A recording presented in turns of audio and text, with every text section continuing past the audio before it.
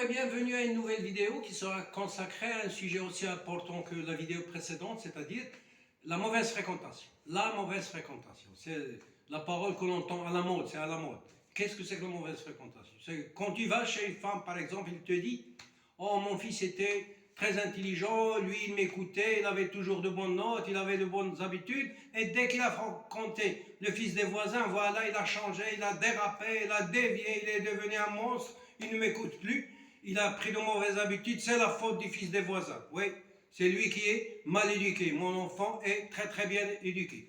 Quand tu vas chez la voisine, le même refrain, il te dit « Ah oui, je suis sûr et certain, je connais bien mon fils, il était excellent, il était très très bien, brillant, bref, il était le meilleur du monde. Dès qu'il a fréquenté le fils des voisins, il a changé complètement, c'est la faute des voisins. » Et comme ça, on interchange les accusations, on n'arrive à aucun résultat. Pour la simple raison qu'on n'essaie pas de résoudre le problème, mais on essaie de s'accuser mutuellement, vainement, et on n'arrive à rien du tout.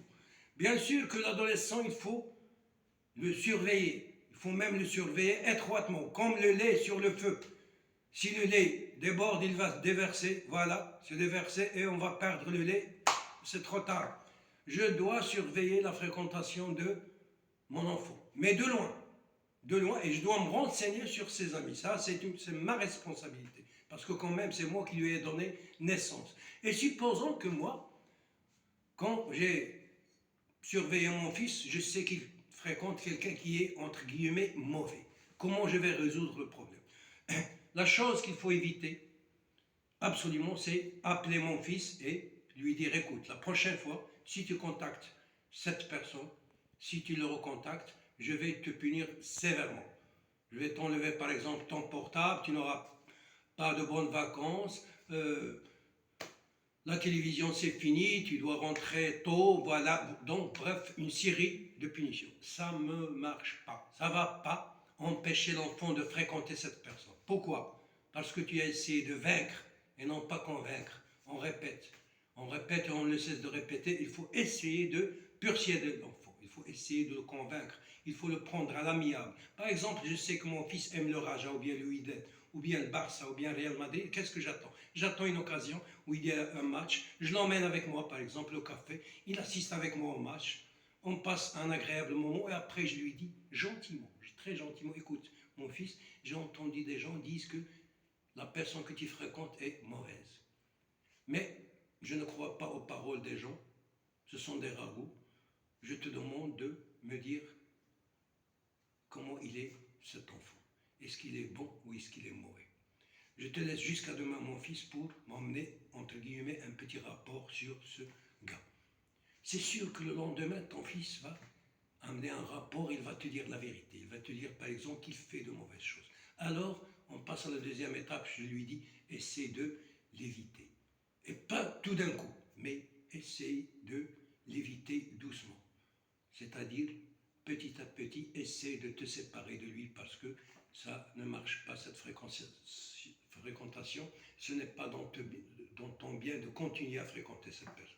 C'est sûr que cela peut emmener un résultat escompté, le résultat souhaité, le résultat espéré, et non pas la force. Je répète que la force ne mène à rien. La violence génère la violence. On aura des résultats inverses. Comme ça, je peux récupérer mon fils. Et d'une manière, parce qu'il faut responsabiliser l'enfant. Par exemple, je sens que mon fils commence à changer, je lui donne 100 dirhams et je lui demande d'aller, par exemple, au marché.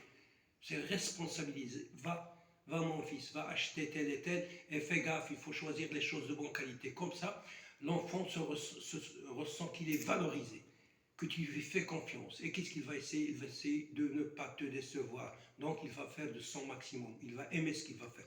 Et quand on aime ce qu'on fait, on réussit. Alors que, je répète, la force, la violence ne mène qu'à la violence. يعني إذا بغينا نتكلموا باللغة العربية موفيز فريكونطاسيون يعني رفاق السوء. كتمشي عند المراه تقول لك ولدي كان الروعه، ولدي كان ذكي، كان كيجيب النقاط مزيان، كان يتصنت ليا، كان كينعس بكري. من النهار اللي ترافق مع ولد الجيران ما بقاش عواج، ولدي تعلم عادات سيئه كذا ما كذا، الله يتبعوا لبلادك، وكتبدا تعاير في ذاك ولد الجيران. كتمشي عند المراه الاخرى هذيك اللي كندوي عليها هذه كتقول لك حتى هي لا ميم شوز، كتقول لك ولدي راه كنروع هكذا ما كان النهار اللي ترافق مع هذاك ولكن حنا خصنا نفكوا المشكل، ماشي نبقاو غير نتعايروا. الا بقينا غير نتبادلوا الاتهامات ما نوصلوا والو.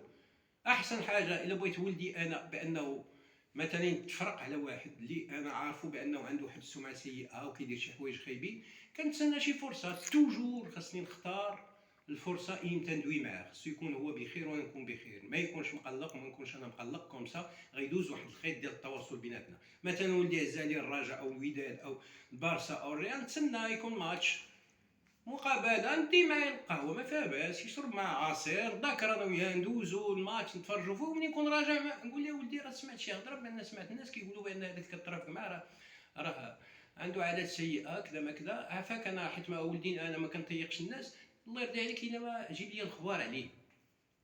انا ما غنديرش بانه كاع ما نبينش لولدي بانه كيترافق معاه، انا نقول ليه غير سمعت هضره. سي سير بان الغد ولدك غيجي يقول لك ها بابا هذيك الهضره اللي قالوا الناس، ونقول له شوف ولدي الا بغيتي تنجح في حياتك ما خصكش تبقى ترافق بحال الناس، لان كيقول المثل اللي رافق صابون كيدي نقا واللي رافق قدره كيطلب حمومه. دونك ها انت ولدي خصك ترافق مع دراري اللي على الاقل يكونوا بحالك وما يكونوش يهبطوك لتحت، ما يهبطوكش لتحت. الا ما خلاك في بلاصتك يطلعك الفوق هكا الا بغيت تنجح في حياتك. اكيد لان الدري ملي كتعطيه انت كتحملو المسؤوليه وكتعطيه قيمته، هو ما كيبغيش يخيب ظنك وكيبدا يتصرف بحال شي راجل هكا. دونك كيقول بابا داير فيا الثقه ما خصنيش انا نخيب ظنه، واكيد غيبدا يبتعد على هذاك. لانه الا مشيتي حتى بغيت تخدم القوه الدري شنو كيبقى يترافق معاه ولكن كيولي يحظي، كياخذ احتياطات، يعني يترافق معاه وكيولي يفكر غير باش ما تشوفوش انت معاه.